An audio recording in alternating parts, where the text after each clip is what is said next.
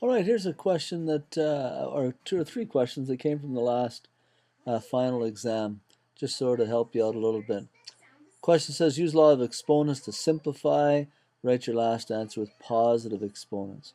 So I see in this question, number 13, I've got y to the 3/4 divided by y to the 1/4.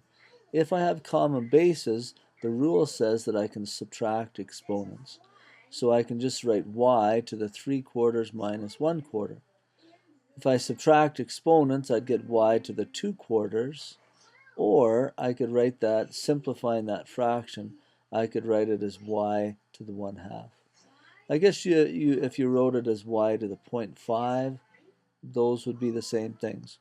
The other thing is, and that you wouldn't need to for this question, I'm good there at y to the 1/2, but if you wanted to rewrite that as a radical, anytime you have a fractional exponent, you could write it as a radical, where the denominator becomes the index, a 2, which on square roots we don't need to write. The numerator becomes the power of y, so it'd be y to the 1. Or I could just write that as the square root of y. So either this answer or this answer. This one here would probably give you happy marks. Okay, another question again deals with radicals, and this time we're asked to rationalize the denominator. So I have root 5 divided by root 3 plus 5. Since I have a binomial in the bottom, to rationalize I need to multiply both the top and the bottom by root 3 and a 5, root 3 and a 5, but instead of putting a plus there, I'm going to put a minus. And these two here are called conjugates. And I do that so that when I multiply them, I cancel out the square roots in the bottom. Let's just FOIL the top here. So it'd be root 5 times root 3 is root 15. And then root 5 times 5, they're not both in radicals, so I just have to write it as minus 5 root 5. Divided by, on the bottom, this would be a FOIL thing. So root 3 times root 3 is root 9. Root 3 times minus 5 would be a minus 5 root 3. 5 times root 3 would be a plus 5 root 3. And finally, 5 times a minus 5 is a minus 25. Okay, simplifying the top, I don't think there's anything you could do there. So we'll just leave it as is. The bottom, however, root of 9 is 3. Minus 5 root 3 plus 5 root 3, those are eliminated. Minus 25. And just simplifying a little bit more on the bottom, root 15 minus 5 root 15 all over 3 minus 25 is a negative 22. One thing you could do at this point here, there's a negative on the bottom, and sometimes there's a little guideline that says, hey, let's not put a negative on the bottom.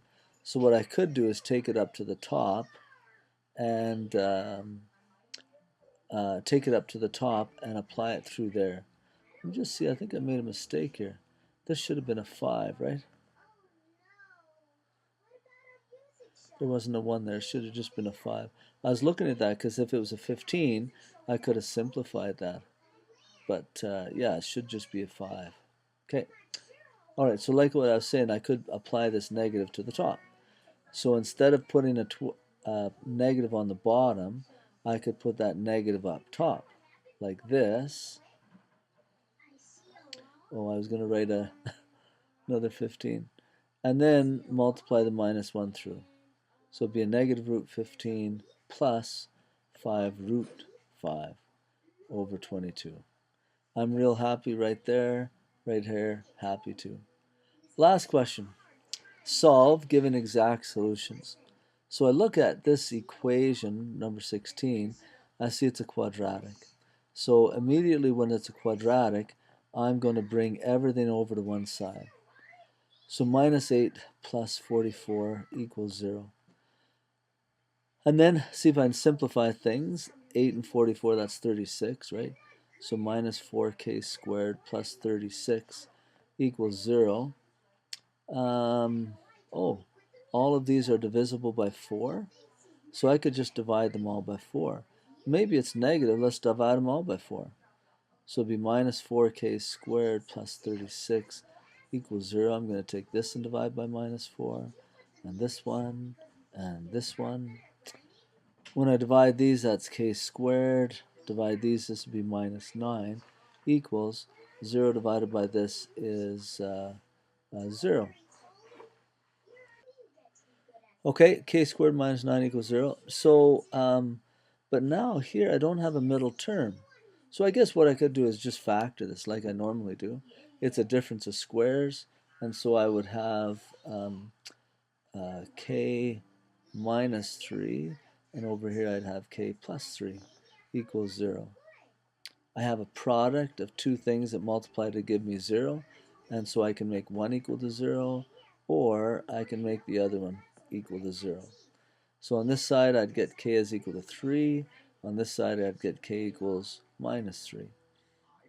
Always at the end go back and check to see if 3 and minus 3 work. So I look up here, I don't have any fractions or radicals, those will work. I guess we can check one of them. Let's go minus 4, and let's do the positive 3 squared minus 8 equals a minus 44. So 3 squared is 9. 9 times minus 4 would be minus 36. Minus 8, is that equal to negative 44? Yeah, it is. So 3 works, negative 3 will also work. Hopefully that helps you with those 3 questions.